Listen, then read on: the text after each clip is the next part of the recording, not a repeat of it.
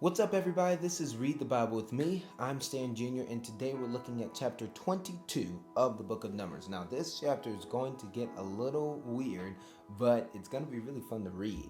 So, let's get ready. And if you're new here, there we go. If you're new here, I'm glad you're here. And just go ahead and click subscribe and stick around, and turn on your notification bell.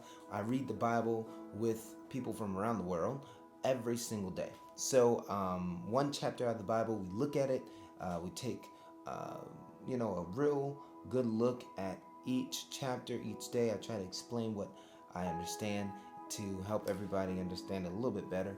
And so, that's what we do. And so if you are a returning Bible Club member, you know what to do. Click like on this video and comment down below. All right, so it says, Then the people of Israel set out and camped in the plains of Moab, beyond the Jordan at Jericho. And Balak the son of Zippor saw all that Israel had done to take the Amorites, and Moab was in great dread of the people, because they were many. Moab was overcome with fear of the people of Israel. And Moab said to the elders of the Midian, this horde will now lick up all of the field that is around us, as the ox licks up the grass of the field.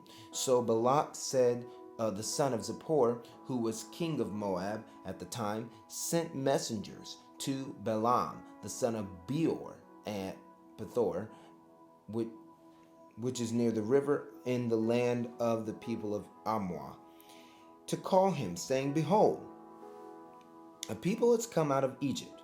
They cover the face of the earth, and they are dwelling opposite me. Come now, curse this people for me, since they are too mighty for me. For they are too mighty for me. Perhaps I shall be able to defeat them and drive them from the land. For I know that he whom you bless is blessed, and he whom you curse is cursed. So the elders of Moab and the elders of Midian departed with the fees for divination in their hand. And they came to Balaam and gave him Balak's message. And he said to them, Lodge here tonight, and I will bring back word to you as the Lord speaks to me. So here's a problem already. They're paying for him to curse the children of Israel. There's so many problems there. Well, number one, they're paying for a prophecy. Number two, they want him to curse the children of Israel. There's a lot going on. And number three, he actually starts deliberating if he should do it or not. That's terrible. And so he says, Stay here and lodge tonight, and I will bring you back a word from the Lord that he speaks to me. So the prince of Moab stayed with Balaam, and God came to Balaam and said, Who are these men with you? And Balaam said to God, Balak, the son of Zippor, king of Moab, has sent to me, saying, Behold, a people has come out of Egypt, and it covers the face of the earth. Now come, curse them for me. Perhaps I shall be able to fight against them and drive them out. God said to Balaam, You shall not go with them. You shall not curse the people, for they are blessed. What God has blessed, no man can curse. What God has blessed, no man can curse. And so he says,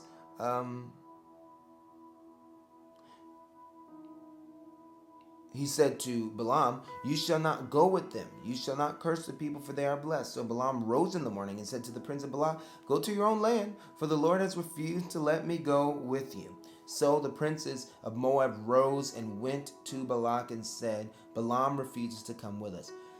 And really, Balaam is reluctant. He wants to go. He wants the money.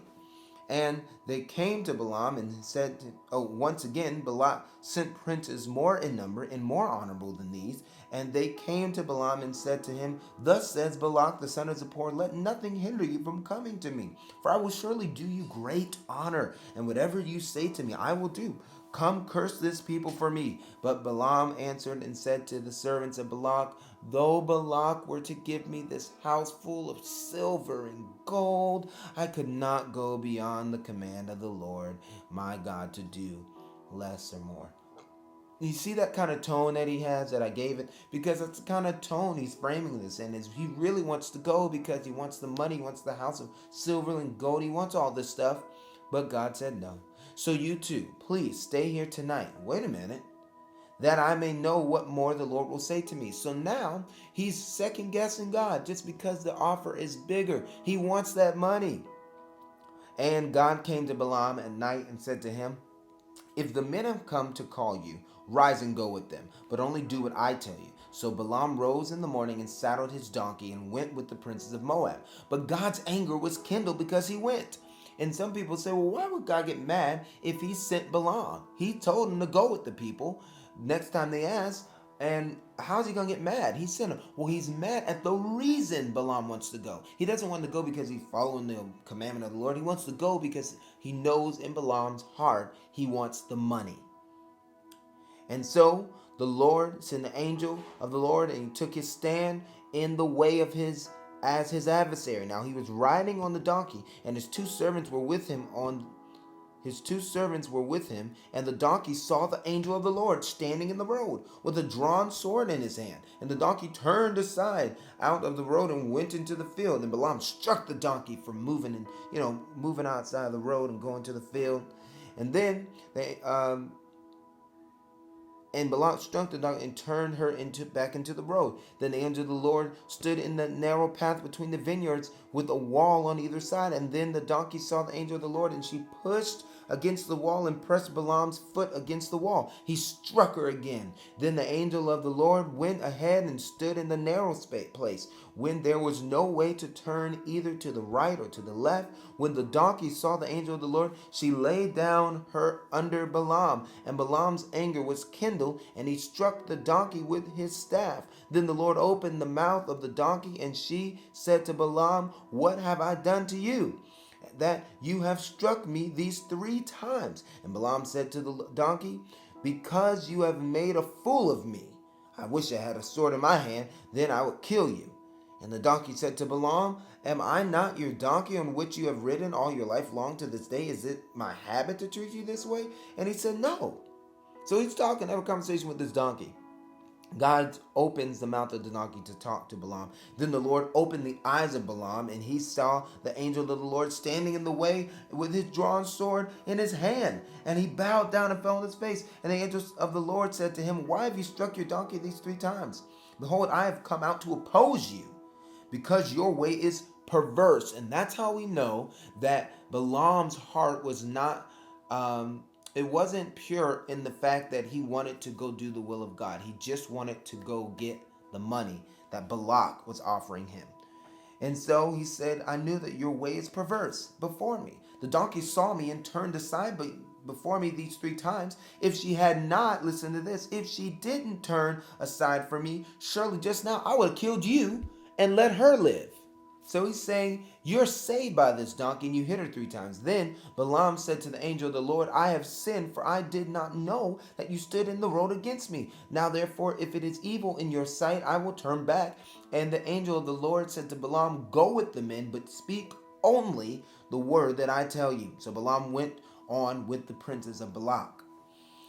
When Balak heard that Balaam had come, he went out to meet him in the city of Moab, on the border formed by Arnon, at the extremity of the border. And Balak said to Balaam, did I not send to you to call you? Why did you not come to me? And I'm not able to honor you? Balaam said to Balak, behold, I have come to you. Have I now any power of my own to speak anything? The word that God puts in my mouth, that must I speak. Then Balaam went with Balak, and they came to Kiriath Huzoth. And Balak sacrificed oxen and sheep, and sent for Balaam and for the princes who were with him. And in the morning Balak took Balaam and brought him up to Baphmoth Baal. And from there he saw a fraction of the people. So they're on top of a mountain now, where he wants him to cast these curses upon the children of Israel. And so he has them looking down at the camps of the children of Israel off this mountain. And that is where the story ends for now. Tomorrow, or the next time I see you, we'll be reading chapter 23 of the book of Numbers. So if you are not supporting the ministry, I would pray that you would pray about doing that. Offer $1 a month, offer $5 a month, or even $10 a month. That would be excellent if you could. What I do with this is I promote these messages. I promote the gospel of Christ to people who haven't heard it. All right? And so your donation goes to sharing the gospel to the world.